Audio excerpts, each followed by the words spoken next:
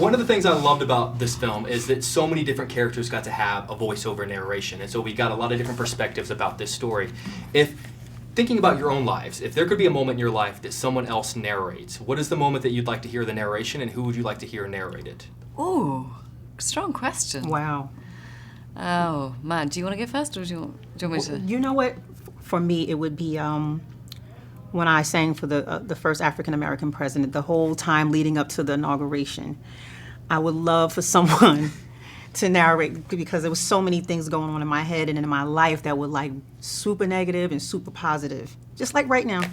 I'd like to hear President Obama narrate that. Oh, that'd be great. There we go. Yeah, that's great Done. casting. Yeah.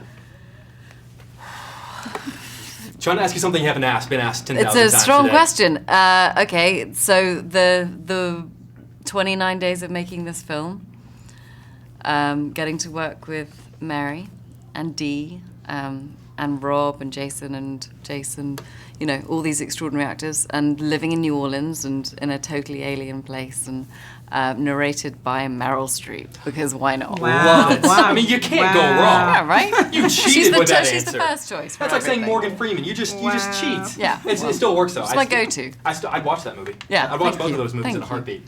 I think something that might surprise a lot of people is that this film was shot before President Trump was elected, and obviously a lot has happened since then. Would the mood on set, the feeling on set, have been different had it been shot this year? After he was elected? I don't think so. No. I think it would be steady, because it was what it was. I think it would. Everyone would feel the way they feel. You know, she would still be shocked. It would still be, you know, what it is, I think. Yeah, I think it's just this administration has made some of the more despicable sentiments more acceptable to come to the light. You know, I think this is stuff that we've tried to pretend doesn't go on, and now there's a platform for people who have horrendous ideas to feel that they can say them out loud. And that's probably a good thing, because now we can all be honest about what's going on, as opposed to enjoying the idea that we've progressed so far. I'm curious about the comparison between music and movies, because I feel like music for so many people is an outlet to get out what they have going on in their lives. I'd imagine for movies it's a little bit of an escape from what's going on in their lives. Which makes life easier to deal with, getting it out through music or escaping through film?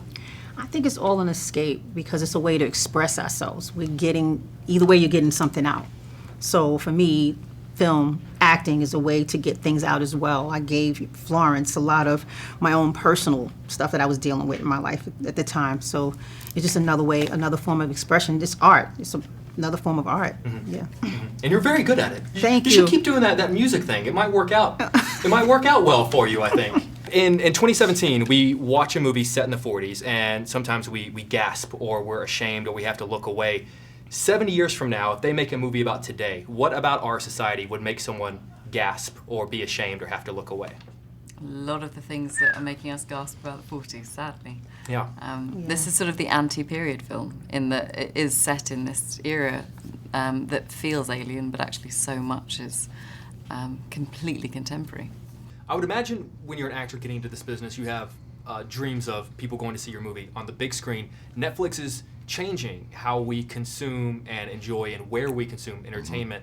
What are your thoughts on making a movie that people then have instant access to in their living rooms? Look, the town I grew up in had one theater, and it showed one movie Friday, Saturday, Sunday. My dad would never drive us to the theater, because that would be 30 miles to the theater, 30 miles back. And when we're on, like a struggling farm, that's a lot of gas money. So people can't get to the theaters. There's towns, cities, and countries that don't have theaters to be able to get to, let alone be able to watch them as many times as you want without the cost of it. And I just think that this is a way to get the movie out in a much broader scheme, to where people can, a multitude of the population will be able to see it and hopefully appreciate it and then watch it as many times as they want. Honestly, my parents, they love movies, but they just don't go to the movies. They Yeah. just don't. But they will watch this Yeah. because it's then in when their they start hometown. at it, then we're going to have to pay for popcorn, Yeah. this and that. Turns I into mean, a whole thing. I Cell think phones it's going off. Yeah, Yeah. I think it's incredible, and I'm extremely proud that it's coming out on Netflix. For sure. Yeah. I know both of your grandfathers served in the military, Mm-hmm. and I would love to hear their reaction to this movie. If you could sit in a movie theater with them, and when it's over, lean over and say, "What did you think about this part?" What would you like to ask them about? It's fun. Well, they're both gone now, and my father as well. But it was wonderful. My grandfather was in the Philippines. Grandpa Martin. My other grandfather Gene was in Germany. My father was in the Army, and my mom sat next to me at Sundance. And she watched it, and I looked over, and she had tears in her eyes, and she said, "I just got to see them all again." So that was It's a going to very be hard to special top that. time. I mean, how do you top that moment as an actor, as a son? Yeah. I mean, how do you top something like that? No, I was just proud. And it's wonderful to be able to, we come out and they're worried about their kids, the safety and this and that, and traveling the world and filming and wondering if they're brushing their teeth and flossing and eating right, and then they get to see what we've done. And if they're proud of it, there's no better feeling. Thank you. If you had told me walking into this that I'd be seeing a movie about racial inequality or soldiers dealing with PTSD, I would have told you that we were seeing a movie set today. What does it say about us that a story set in 1940s Mississippi, it could be a story told in 2017? Yeah. Well, I mean, look, this is just, it's a story, it's an intimate story about a particular family that's living in the Mississippi Delta. I mean, they've uprooted from Memphis to, work on a struggling cotton farm post-World War II in this unique era. Obviously, the soldiers are dealing with, PTSD and survivor's guilt, but back then, our grandfathers called it the "don't talk about it," or they, or get your head right. Yeah. And now I have a lot of friends coming back from war that are similar, and when they watch this film, they're going to completely understand. I mean, and relate to, because these two soldiers come back, in this time. They come back from the war thinking they're going to be soldiers, but what's, kind of like a history lesson in this film in particular is that, Ronzell's character, Jason Mitchell's character, Ronzell, comes back thinking that he's going to be a hero and there's going to be a parade for him in the street, and he can't even walk through the front door of his house. And my character, Jamie, comes home to a home that he left and never really cared to return to, using his survivor's guilt and PTSD and just turn it into escapism. Yeah. And so I think a lot of people will obviously relate to that side of it. But this one's just about one particular little family in the South. Yeah. So I'm sort of curious, whenever you direct a movie set in the 40s, takes place in Mississippi, and you can pause production, go over to the news, turn it on, and see almost the exact same thing happening. As a director, is that discouraging or is that empowering?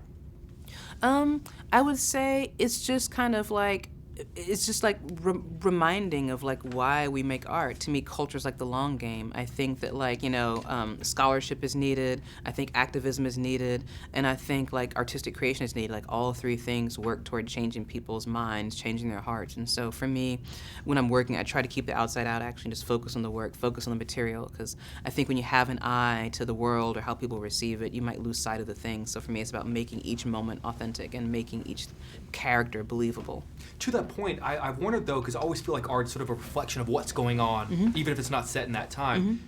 Could you take this story out of the 40s and put it in 2040. 2040, yeah. Absolutely, yeah. No, I think in fact, like to me, art always kind of comments on the time in which it's made. So whether it's 1940 or 2040, it would always be talking about now, and it'd always be talking about how we create artificial difference between ourselves and how we're all connected, and exploring this idea that we're all actors in creating the world we want to live in. We're not passive observers, so we can't dismiss things and say, oh, he was a man of his time, or she was a woman of her time. Like, we are the times. Like, we create the world in which we want to live, and we all have the power to kind of like question what we've been giving and be aware of what we're unconsciously passing on. So it's about consciousness. And for example, in the characters of Ronzel and Jamie, those guys have a different consciousness because they've stepped outside the bubble and then kind of have to come back in it and realize that they don't see themselves the same way, and they don't see each other like the same way they did before. For sure. I have family in Mississippi, so I've been there many times.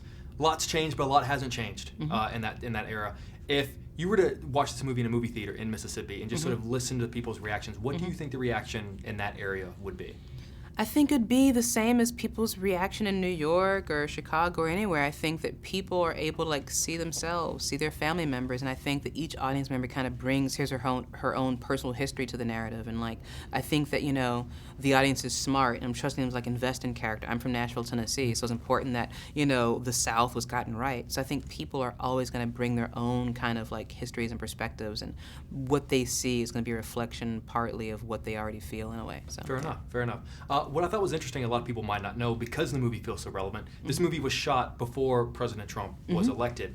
Had you shot it this year, would the feeling or the mood on set been different?